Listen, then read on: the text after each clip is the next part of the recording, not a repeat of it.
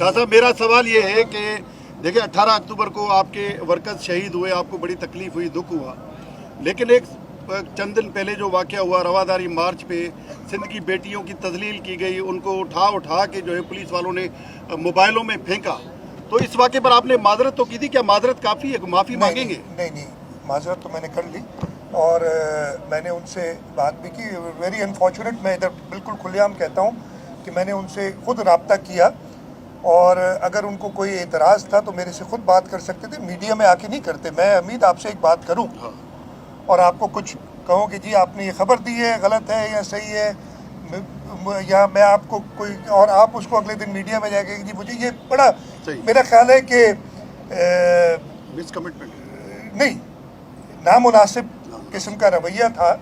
और अगर जिस जो बैकग्राउंड है इसका थोड़ा बताएं ना। नहीं, मैं बैकग्राउंड बता रहा हूँ, जो उन्होंने कहा ना रवादारी मार्च का बैकग्राउंड क्या था कि जो वाक़या हुआ था मीरपुर खास और उमरकोट में, कुंबर वाला डॉक्टर शाहनवाज कुंबर वाला, उस पे जो स्टैंड पाकिस्तान पीपल्स पार्टी की हुकूमत ने लिया है, पहली बार दुनिया इस पाकिस्तान की हिस्ट्री में, अगर दुनिया में शायद नहीं हुआ होगा कि इतने बड़े अफसरों को FIR में डाला गया है।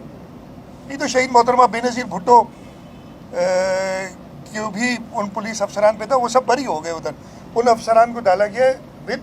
अगर सिंध हुकूमत तहकीकात नहीं करती तो किसी को पता नहीं चलता कि हुआ क्या था उस दिन, सिर्फ मफरूज़ों पे बात होती, लेकिन एविडेंस के साथ वो एक रिपोर्ट की।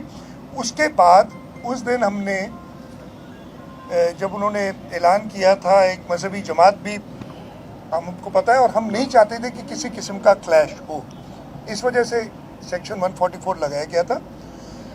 रवादारी मार्च वालों को मेरा ये ख्याल है कि सबसे पहले अगर मैं कहता हूँ मैं रवादारी की तरफ जा रहा हूँ तो कानून की पाबंदी करनी चाहिए। हुकूमत को इख्तियार है 144, हो सकता है मैंने गलत लगाया हो, लेकिन अगर मैं अपने आप को रवादार कहता हूँ और मैं कहता हूँ तो मुझे सबसे पहले तो हुकूमत के कानून को फॉलो करना चाहिए था, मेरा पॉइंट सबसे। और हम पाकिस्तान पीपल्स पार्टी वाले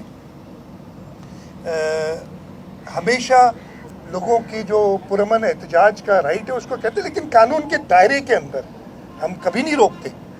हमने हर एक को अलाउ किया है और सिंध की सरजमीन हमारे यहाँ तो एक अच्छा, उस दिन जब हमने देखा कि एक खतरा है किसी क्लैश का, उसकी वजह से एक्शन लिया गया था। एक्शन मीनिंग के 144 लगाया और रोका गया था और अल्टीमेटली हुआ यही।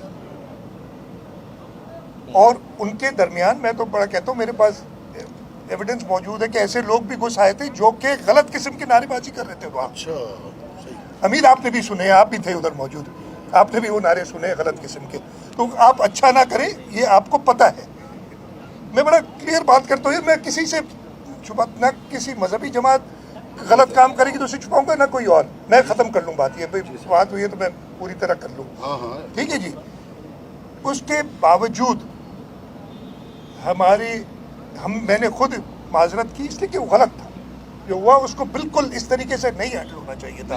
उस पर इंक्वायरी भी बना दी है और उसकी रिजल्ट भी आ जाएगी कि कौन था जिसने मिस हैंडल किया। और उसके बावजूद अगर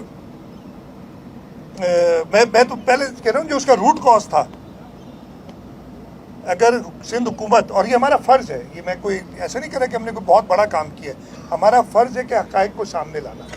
हम हक़ाइक़ सामने लाए, खुल के लाए, कोई किसी चीज़ को छुपाया नहीं।